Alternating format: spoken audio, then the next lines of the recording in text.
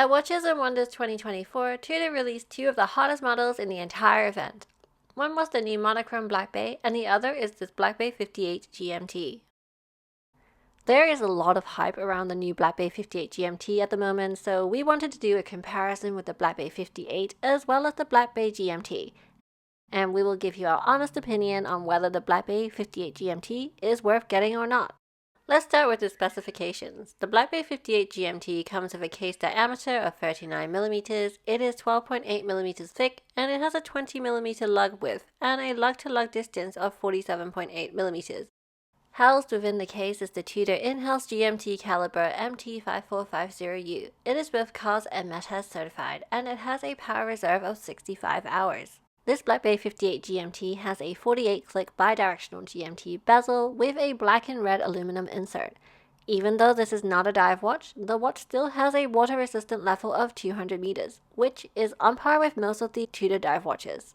The BlackBay58 GMT comes with two configurations. The bracelet option retails for £3,950, the rubber strap option is slightly cheaper and will set you back £3,770 here in the UK. Now let's compare the BlackBay58 GMT with the BlackBay58 Black. On first glance, the two watches look almost identical. Both watches share a very similar 39mm case design with a traditional dive watch look. They both feature gilt hands, indices, and bezel markers, a domed sapphire crystal, and a rivet-style free-link bracelet. All these design elements give the two watches a very vintage look. But if you look closely, you will notice quite a lot of major differences between the two models, making the BlackBay58 GMT a worthy addition to your collection, even if you already own the BlackBay58. The first thing you will notice is that the dial of the BlackBay58 GMT is more busy than the BlackBay58. With the BlackBay58 being a time-only watch, it has a simple, clean, and symmetrical look, making the watch super legible. The BlackBay58 GMT, however, has two additional features, a GMT complication which adds another hand to the dial, and also a date complication which breaks the symmetry that the BlackBay58 offers. In terms of the handset, the most obvious difference is the addition of the GMT snowflake hand on the BlackBay58 GMT. Aside from that, you will also notice that the minute and hour hands on the GMT is thinner than the 58. And so are the hour markers, and the difference in the hour marker size is the most noticeable on the 12 o'clock marker. The thinner hands together with the smaller indices make the BlackBay58 GMT a more refined looking watch in our opinion. The second hand is also different. The BlackBay58 has the classic Tudor snowflake second hand, whereas the BlackBay58 GMT has a lollipop style hand, which is in line with all the recent Tudor releases. We are actually pleased to see the lollipop second hand being used on the BlackBay58 GMT. Had Tudor used the snowflake second hand, all four hands of the GMT will have the snowflake design, which will make the handset a bit bland in our view. Another obvious change is the bezel and the bezel insert. The BlackBay58 has a 60-click unidirectional bezel, whereas the BlackBay58 GMT has a 48-click bidirectional bezel.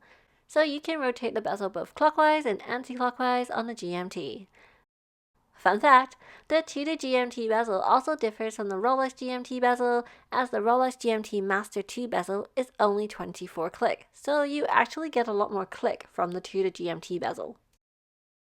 You will also notice that the bezel teeth is different. The teeth on the BB58 bezel is more refined and has less spacing between each teeth, whereas the BlackBay58 GMT bezel has wider teeth, making it ever slightly harder to grip. Also, being a dive watch, the BlackBay58 bezel features a marker filled with lume at the 12 o'clock position, whereas there is no lume at all on the BlackBay58 GMT bezel.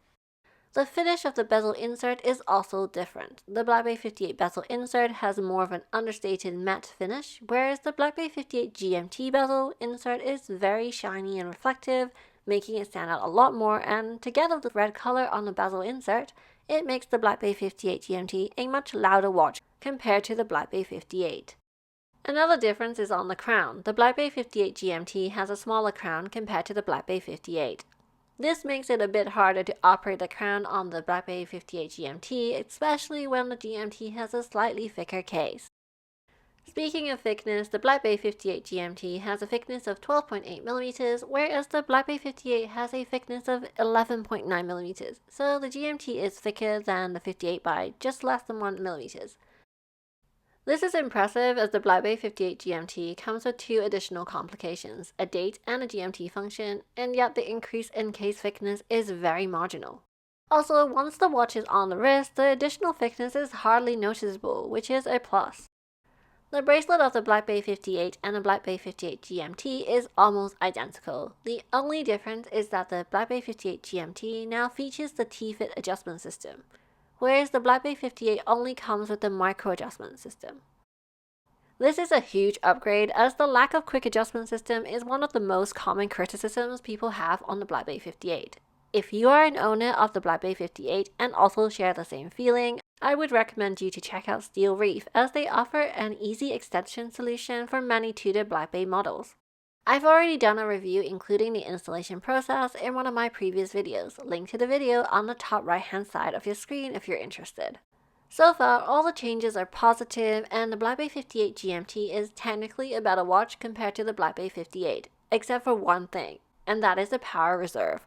With the Meta-certified GMT movement, Tudor can only guarantee 65 hours of power reserve on the BlackBay GMT, whereas the COS-certified time-only movement on the BlackBay58 can offer up to 70 hours of power reserve. But if the BlackBay58 GMT is going to be a daily driver, this downgrade should not be too noticeable to you. By the way, if you like the look of the watch stand I featured in this video, it is made by a company called Wristonomy, and this company was formerly known as The Watch Stand. I love the marble base together with the leather cushion. It is one of the most premium watch stands I have ever experienced. If you are interested in picking one up, you can use my affiliate code KCTimeshare to get yourself 15% off everything on their website.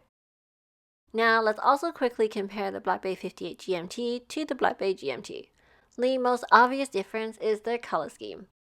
The BlackBay58 GMT comes in a black and red caffeine-free Diet Coke bezel, whereas the BlackBay GMT comes in a blue and red Pepsi bezel. Another color difference is on the handset, indices, and the bezel insert markers. The BlackBay58 GMT has a vintage gilt accent, whereas the BlackBay GMT has a more modern silver accent. Aside from these visual changes, the main difference is the form factor. The BlackBay58 GMT is a smaller watch in terms of case size and thickness. It comes in a 39mm case compared to a 41mm case of the BlackBay GMT, and it has a thickness of 12.8mm versus the 14.6mm thickness on the BlackBay GMT. Here is a side-by-side view of the BlackBay GMT, BlackBay58 GMT, and the BlackBay58. We think the thickness of the BlackBay58 GMT is on point, and it is not too thick and not too thin. It gives the watch just enough heft without making it too uncomfortable to wear. The case size together with the thickness makes the BlackBay58 GMT a great watch for daily use. The other differences are similar to what we have already discussed on the comparison with the BlackBay58. The updates include the addition of the T-Fit system and also now the Meta-certified movement, which again comes at a cost of a reduction in power reserve. Overall, we are very impressed with this new release from Tudor. The BlackBay58 GMT has everything us Tudor fans have been asking for. We wanted a GMT with a smaller case size. Here comes the BlackBay58 39mm case. We hated the thickness of the BlackBay GMT. Tudor has now slimmed it down by 1.8mm. We wanted a quick adjustment system. A T-Fit system is added. We wanted a black and red Coke bezel. Granted, this one is coming more from the Rolex fans. Nonetheless, Tudor delivered. At the retail price of just under 4K, this BlackBay58 GMT really punches way above its weight, and we will go as far as saying the BlackBay58 GMT is the best value for money watch in the entire Tudor catalog. The only reason why we still have not added the BlackBay58 GMT to our collection is purely because if we ignore all the small changes, the BlackBay58 GMT still looks very similar to the BlackBay58 Black, which we already own. If we were to add the BlackBay58 GMT to our collection, we would probably have to let the BlackBay58 go, but the resale value of the BlackBay58 isn't great. We have been offered $1,600 for the BlackBay58 by a trusted dealer. Do you think we should sell the BlackBay58 and upgrade it to the BlackBay58 GMT? Let us know your thoughts in the comment section down below. If the BlackBay58 GMT is not for you and the new monochrome BlackBay interests you more, check out this video to see our in-depth comparison review. Or click this video where we discuss the 9 costly mistakes to avoid in your watch collecting journey.